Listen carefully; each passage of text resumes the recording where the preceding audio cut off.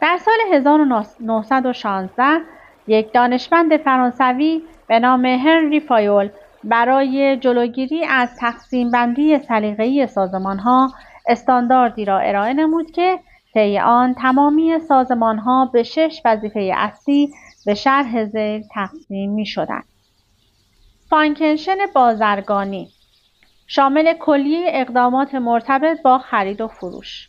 فانکشن مالی با هدف چگونگی تأمین منابع مالی مورد نیاز سازمان و مدیریت بر این منابع.